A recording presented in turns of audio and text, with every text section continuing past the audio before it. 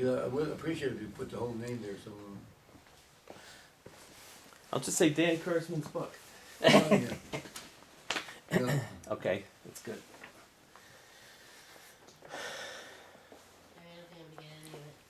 Yeah, but you want me to write it down on that? No, I can see the book from here. Well, then I don't need to hold the book? No, you'll hold it up. You'll hold it I up. mean, I also. reach over? Yeah, you'll reach over and get the book. No problem. This is easy. This is nothing tough here. All right, but I thought it'd be awkward doing this. It's all right.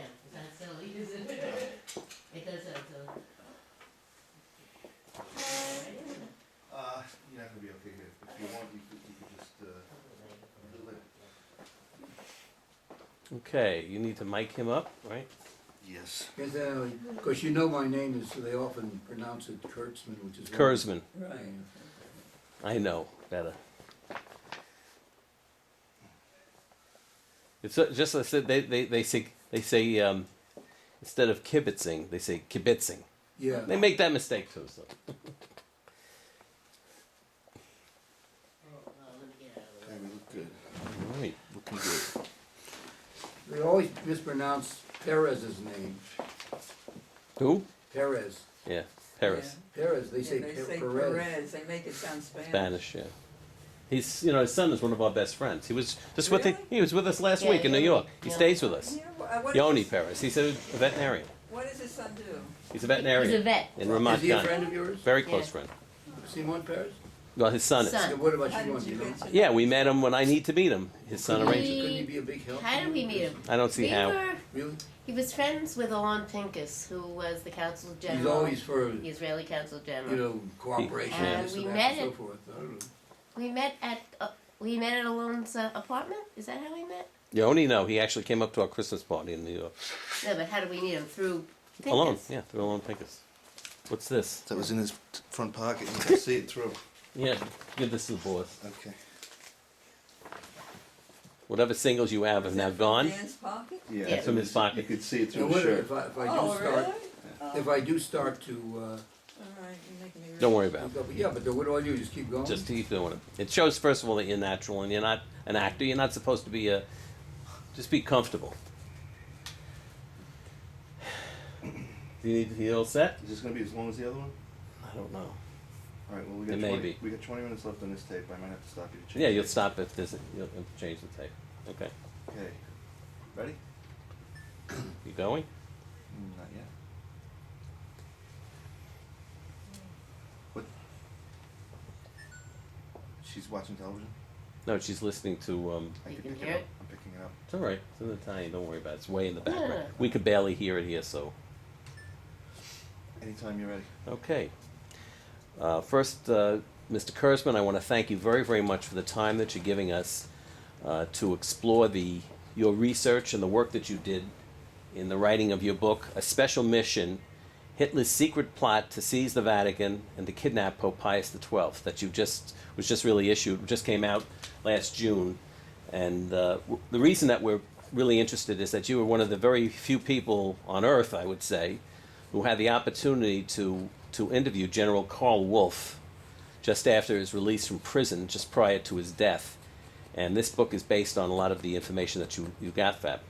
And I'm wondering if you can share what it was actually share the actual interview that you had with General Wolff, what that was actually like, and the circumstances in which you came to do this. I suppose very few people in the United States or anywhere have really heard of General Wolff. As a matter of fact, till the end of the war, even most Germans never heard of him. But he was one of the most important Nazis in World War II. But he always kept in the background.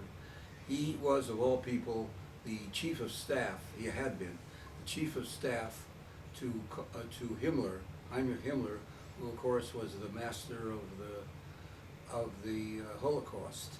And he helped him run the trains on time to Auschwitz and so forth. And in any event, eventually he was sent to Italy, where he was in charge of the SS forces there. And when Hitler saw that Mussolini was being overthrown in Rome, he decided that he was going to go into Rome and take over there and occupy at least part of Italy.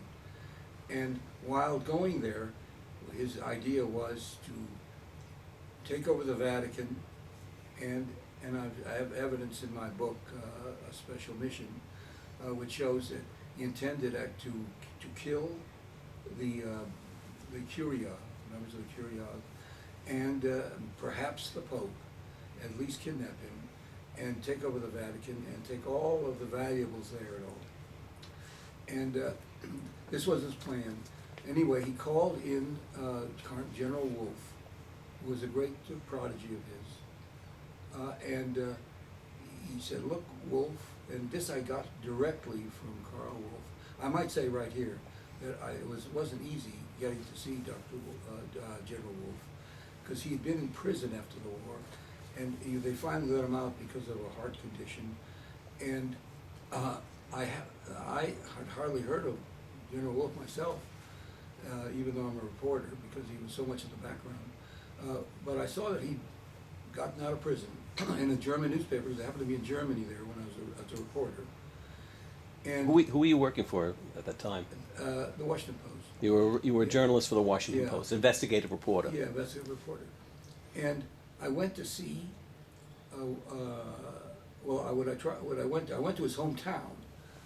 After he had gotten out of prison, that's where he went. Darmstadt, I believe it was, yes. And I didn't know how to get in touch with him, so I just I looked in the phone book, and there was his name. He still had his home there, even though he'd been in prison for many years. And I called up, and who answered the phone but General Karl Wolff, and he had just gotten there from prison. So I said, "Look, I'm a journalist, American journalist, and I would like to tell your side of the story. I think it's, you were in prison for a while, you didn't get much of a chance to tell your side.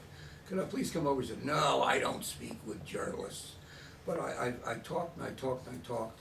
Finally he said, "All right, if you're here in 20 minutes, I'll see you for 20 minutes. So I was in a great hurry. Of course, I didn't have any, how was I going to speak with him, since he didn't speak very good English, very little, although he did speak some. So I grabbed a student, a German student, and I said, how'd you like to make a little money? Come with me, and I want you to, help me interview Karl Wolff. And he agreed, of course, and we went to taxi, got there.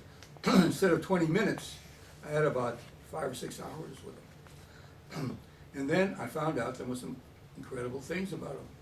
Among other things, he was given after, as I mentioned before, Hitler wanted to go into Rome with his troops. After he went there, he hoped to go into the Vatican and kill the Pope, or kill at least the cardinals and maybe the Pope. And he was given that order to prepare the way for that. Hitler said, according to Wolff, and Wolff was reading from notes he said that he read, that he'd written, during his talk with Hitler, in which Hitler said, "Wolff, I have a special mission for you." That's why I call my book A Special Mission.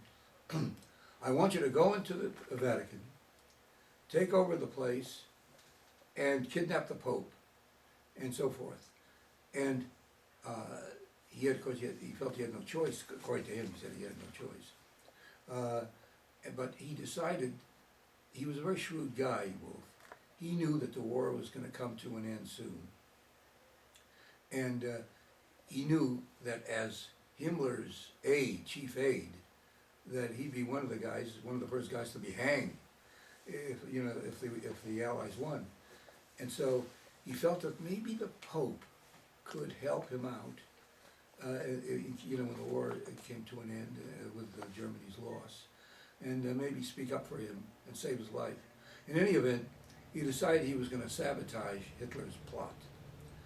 So he went to his new post that he had in northern Italy, which Germany had just occupied, and he prepared this plot.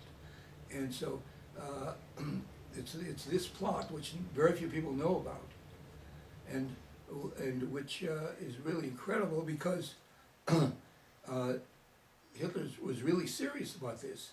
And the point was that there were a lot of Germans, diplomats, and others in Rome, Germans with influence, who were against this idea of the plot. Wolff had returned had gone to Rome and told his people about, he wasn't supposed to, Hitler said, don't tell a person about it, the only person who knows about it is Himmler. Don't tell anybody about it, because he knew that some of his own people would be against it. But he did. He told some of the people around, diplomats there, who were opposed to Hitler actually. There were Germans who were anti-Hitler, secretly of course. And there was sort of a conspiracy among them to somehow make sure that the plot didn't go through. And my book involves that and goes into the details of how it was foiled and how in the end General Wolff managed to convince Hitler that if he went ahead with his plot, that there'd be a revolution in Spain, that he couldn't, in Italy, and that it would be terrible for Germany around the world and so forth.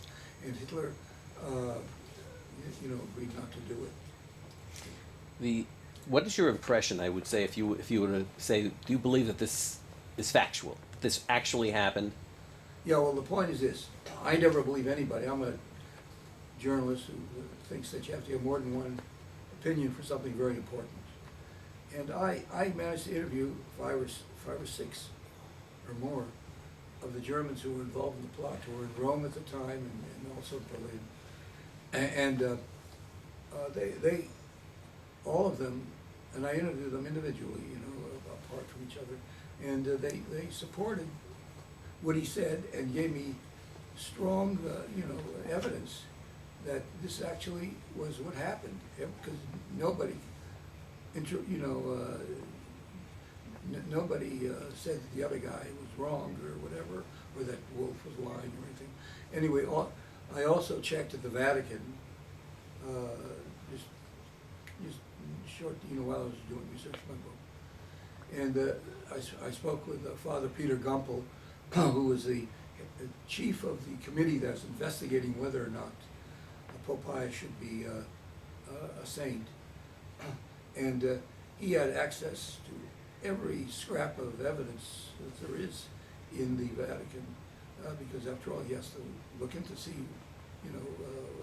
everything about there was to be known about Pope Pius XII. And he told me that what I said was, what I heard was the truth. So I got it from a lot of sources, as well as some written sources.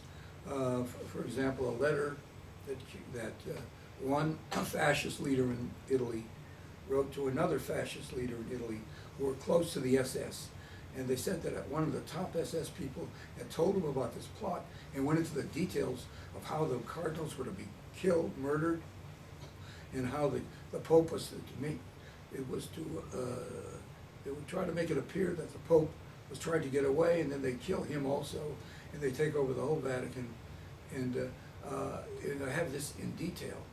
And so this is about as much evidence as you could get. And this is a true story. And as I say, everybody who was involved in that all agree on the details. To your knowledge, how was the Pope made actually aware of the fact that this possibility existed, that he was going to be arrested? Well, from what I understand, Wolff told one of his top people in Rome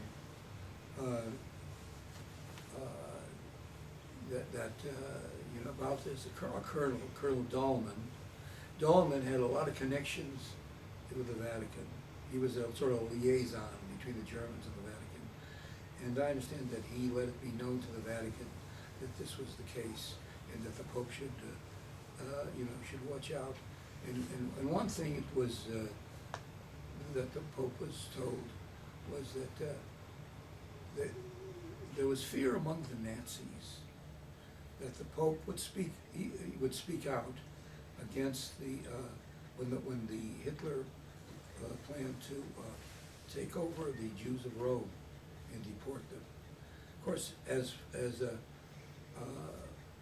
the sister Margarita just pointed out the reasons why he didn't speak out, openly against Hitler, because Hitler was out to get him and get the Vatican. they thought that regardless, he might speak out with the Jews of Rome because they were his neighbors. And so these anti-Nazi Germans in Rome, and Wolff, through others, because he didn't speak directly with the Pope, that if the Pope spoke out, that this would seal the deal, and the Vatican would be gone, and that the only way to save himself and the Vatican and the Church was to remain quiet. And so, but the Pope found a way to try to help the Jews, regardless, because as Sister Margarita pointed out, the Pope learned about the Pope incidentally did not know when this was going to happen. He had no idea, and he took taken by surprise. As a matter of fact, I spoke with Princess Pignatelli, who was the one who informed the Pope that the Jews were being rounded up, and she told me that he was in utter shock. He had no idea that they were really going to do this, because in fact he told Princess Pignatelli that, but they promised me they wouldn't do it. Now they of course represent, I guess, some of the Germans involved, in Rome. But in any case, he was taken by surprise. It isn't true, like some people have said, that the Pope knew when it was going to happen. He still didn't do anything about it. But he did make the telephone call that Sister Margarita mentioned. And what happened at this conversation, between the Pope's representative, Cardinal Maglione, and German Ambassador Weizsäcker, who was very anti-Nazi, incidentally, was really interesting. And the details are really rather incredible, because Weizsäcker told Maglione told Weizsäcker, the German ambassador, that if the Germans didn't stop the roundup of Jews immediately, that he would be forced to speak out. And this scared the heck out of Weizsäcker, because Weizsäcker was afraid that the Pope would speak out, because if he did, that would trigger the kidnap plan. And Weizsäcker didn't want the kidnap plan to go through, for one reason. The one reason why he didn't want it was because he wanted to use the Pope as a mediator of peace between the Germans and the Allies, and which the Pope would like to have done if it were possible, but without Hitler. That they get rid of Hitler, and then the Allies, together with Germany, would stop the Soviet Union from attacking in Eastern Europe and so forth. So he was afraid that if the Pope spoke out, that would be the end of it. But the Pope did warn, but through Maglione, warned, this is very important, warned Weizsäcker that if the Pope spoke out, if the Pope, if Weizsäcker told, as I said, Maglione, that if the Pope spoke, would Maglione, that if the Pope spoke out, he would be gone. And Maglione said, well, if he's going to speak out, and regardless, unless you stop this killing, driving all these Jews in these trucks to the train station. So in the end, I can't go into the details here because they're complicated, but in the end, the Pope didn't have to speak out. He didn't feel it, because Hitler put through the order to stop the pickups of these Jews, and after about 1,000 were already taken. And so the Pope had a lot to do with that, in the sense that he did have a Nazi priest as It was that, was that, that, that did a Nazi. hey, stop for 1 second, it's changing your tape.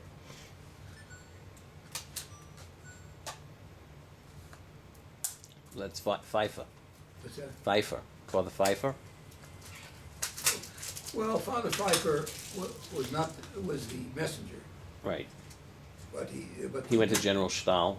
the general stuff. But I won't go into that detail because it's too much. That's actually because what happened was, according to Gumpel, is that he didn't trust Weizsäcker to do anything. That he then used his other. Give me Take it.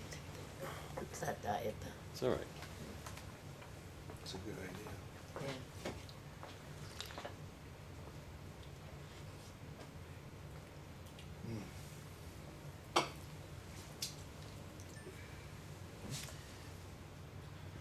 Okay, whenever you're ready, you're But- rolling. Okay. While you were researching the material on your book. Should I finish what I said? Yeah. Okay. Go ahead. Finish. I'm sorry. Where was I? We were discussing the arrest of the Roman Jews and the intercession of. Yeah, and the Pope, that's what the Vatican people tell me, that the Pope did send his nephew with a letter to a German priest who was known to be, have Nazi sympathies, and got this priest to write a letter to Hitler, saying that the pickups should stop, or there'd be a revolution in Italy, and just the same idea that Wolff had in mind. And at the same time, Wolff went to Germany and convinced Hitler of the same thing. And so Hitler, fearing then that there might be a revolution in Italy at all, because if he was forced to do something against the Vatican, should he say that should the Pope speak out? He didn't want he realized then that if the Pope speak out, he would be forced to do that, and then all hell could break loose.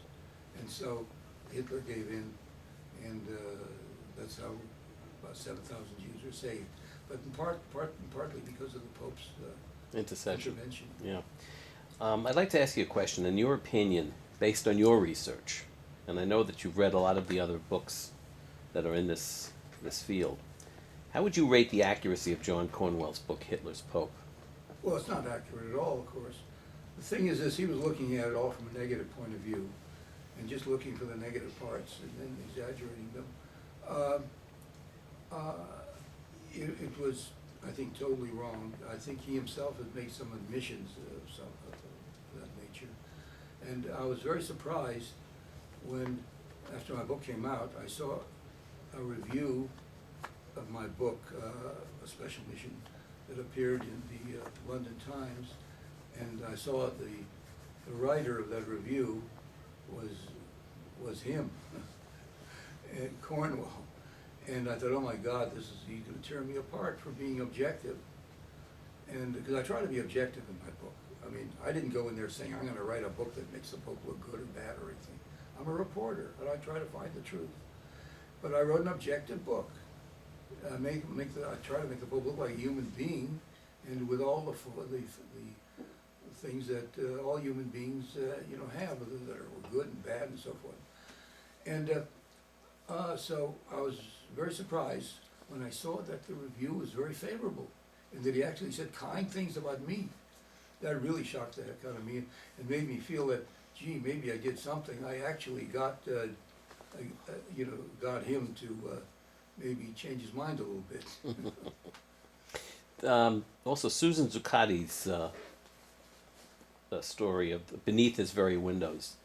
Are you familiar with that? Yeah, I read that, but I think that basically, again, it was an unfair picture. You can take little things that happened and then make them blow it up, and try to make it draw false conclusions. I mean, he's got a lot of research there, but you know, it's not only the research that you need, it's your interpretation of the research, and I just don't agree with her interpretation. Right.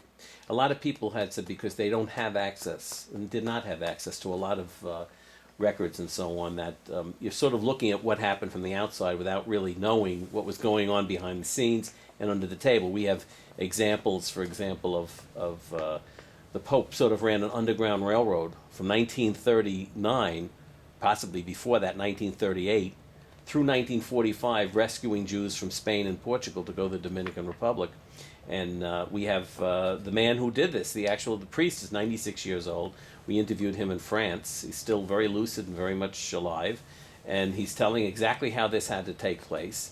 I don't know if you're aware of this particular situation where the Vatican interceded personally to save so many Jewish lives. Because there could be as many as 100,000 Jews saved. In my book, I indicate that the Pope helped to save a lot of Jews by getting them to descend to Domingo, in the Dominican Republic, which incidentally I'm not surprised that the Dominican Republic would help a lot of them, because as a reporter for the Washington Post, I covered that the Dominican Republic as a Latin American correspondent for them, and so of all the Latin American countries, in fact the countries in the world, I would say that they'd probably be more welcome there than almost anywhere.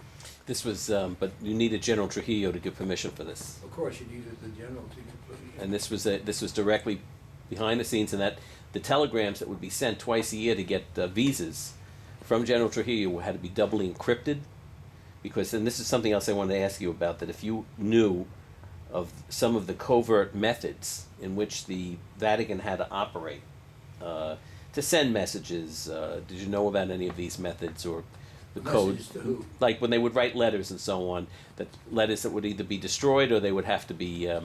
Well, most of what I've learned is that the Pope realized that if the Nazis ever got a hold of written messages, that it could really spell the end of the Vatican. Because you see, most people don't realize that Hitler was really out to destroy the Vatican. It wasn't just a minor thing in which he was thinking about it. He had plots and plans to do that. And the least little thing could have touched that thing off. It's a miracle that it didn't happen, actually. Most people don't realize that. In my book, I go into the details of how close they came to doing that. And so, of course, the Pope, the Pope, when he had been Secretary of State under Pius XI, had done more to build up the church than almost any Pope. I mean, he strengthened it enormously. It was his handiwork. And here he saw his handiwork about to go down the drain. So, he was very, very much influenced by that. And but I might say this too, that he was convinced that if he did speak out, openly, publicly, and directly, explicitly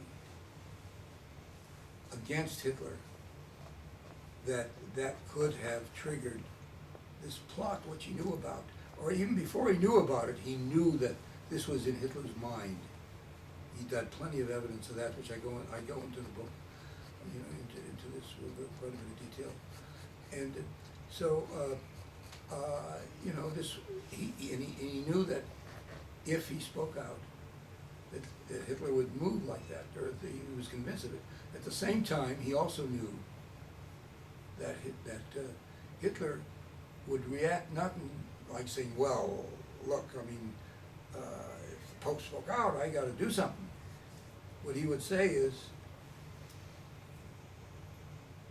get the rest of those people who are in the various Vatican institutions, which was harboring these Jews, and get the priests and others, the nuns and everybody who was helping the Jews, and let's get them all and kill them all.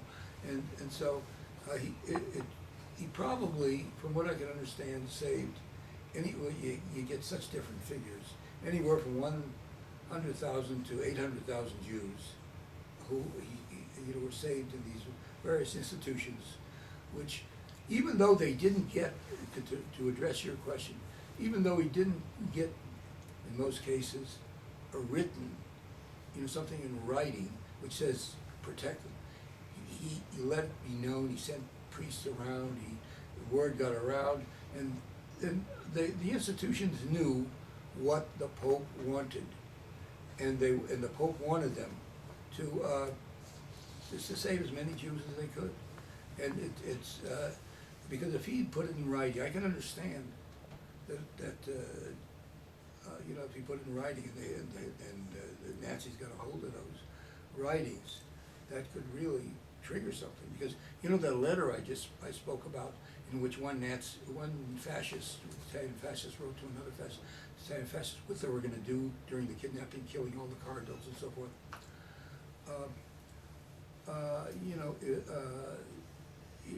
It showed that what would have happened to him in the church if he had spoken out. And then as one of these anti-Nazi Germans told me, and he wrote about it after the war. If his name was Kessler, von Kessler, he was the deputy to von Weizsäcker, who was the ambassador to the Vatican at the time, who also was very anti-Nazi. And Kessler told me, he said, look, if the Pope had spoken out publicly, Hitler would have taken all these other Jews that were in hiding, hundreds of thousands, and not one single Jew would have been saved, and the church would have been gone. So he said, you can't blame the Pope for that. That's what Kessler told me, and he was very anti-Nazi. As a matter of fact, he was part of the Nazi conspiracy to overthrow, in 1944, to overthrow Hitler. And I might add something here, which is very telling, which few people know about. In 1929, there was a group of German militarists who were very anti-Hitler and who wanted to overthrow Hitler, and they were in contact with the British. 1939. Pardon me, 1939. Yeah, 1920. Yeah. And they were in contact with the British. Right. But they knew they had a hard time keeping that contact with the British. So they asked the Pope, who had just taken over in 1939 as Pope, the Pope Pius XII, if he would be their Go-between, contact with the British, and give them give one side information, the other side information, and so forth, and to get the British help. And by doing that, he risked his own life as well as the life of the Vatican, because if Hitler would have found out about that, he wouldn't have waited a day before he went into the Vatican. The plot failed because in the end, the British were suspected that maybe these generals were not real. It was all a trick, and they wanted to know the names of these generals, and the Pope wouldn't give it to them because they would have been killed if we had. And so the British backed out. So that failed. But the Pope, anybody who says that the Pope worked together with Hitler or was his Collaborator. Yeah. collaborator was ridiculous. They hated each other. Each wanted to kill the other.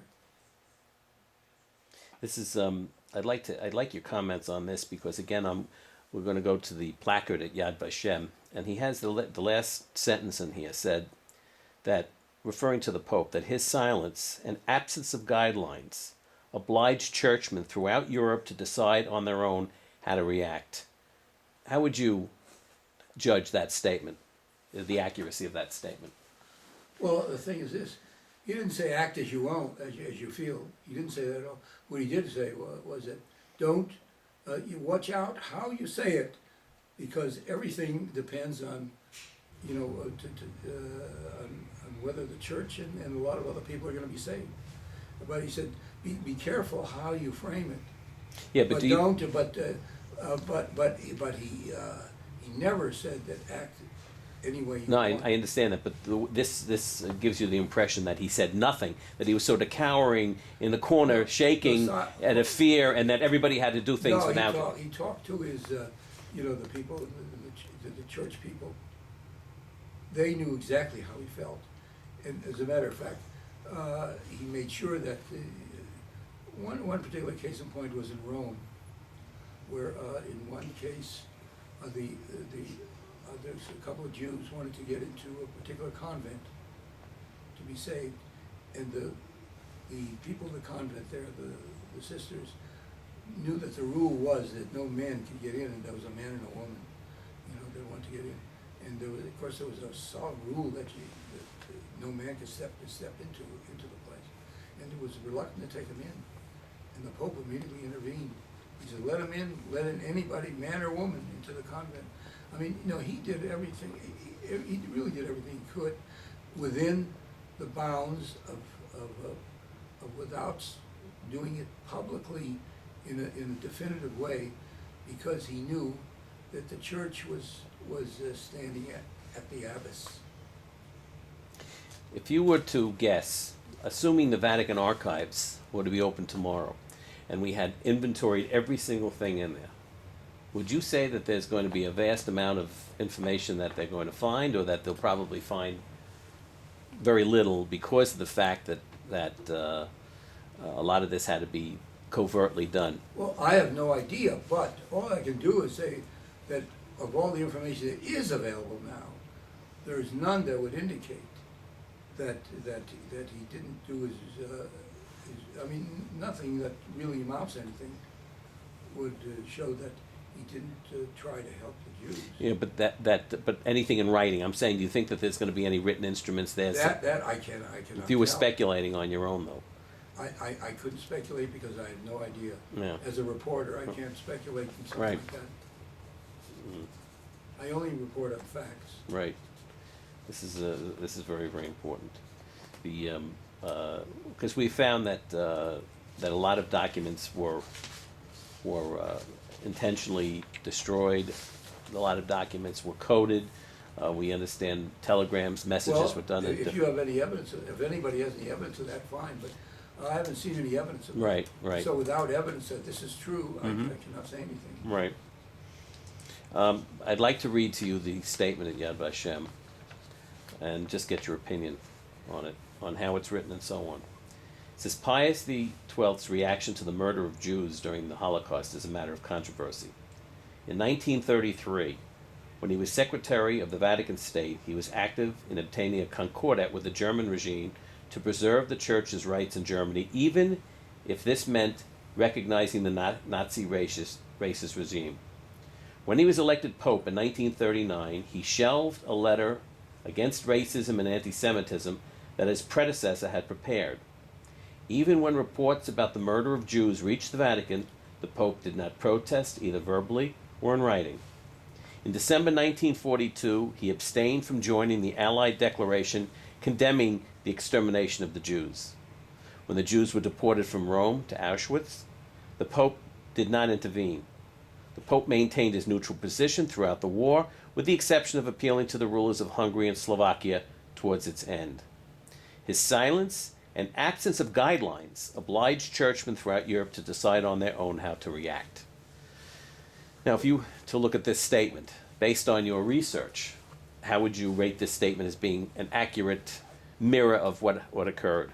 Well, I don't think it's accurate because what he did was, as I said before, that he did let it be known to his churches and everybody in them that they should do the best they could to try to save the Jews, and that not to do whatever you want, and if you don't want to let them in, don't let them in, or whatever. I mean, that is silly. The fact is that he did everything he could beyond going over the threshold, which could have meant an end to the Vatican and maybe an end to a lot of these people who are being hidden in the various institutions. So I'd like to thank you very much for the time you've given us today. and for the opportunity to speak to you about this. We look forward to expanding this as we get more information. Thank you, and if this play, which based on my book comes out, I hope everybody will try to get a first row seat. Absolutely. I'm going to buy the popcorn. Dan, thanks so much. Okay. You know what we want to do now? How was it? Okay, Good. do we have to? Yeah, you and I are just going to sit, No. do a brief. Well, why don't you do it? Oh.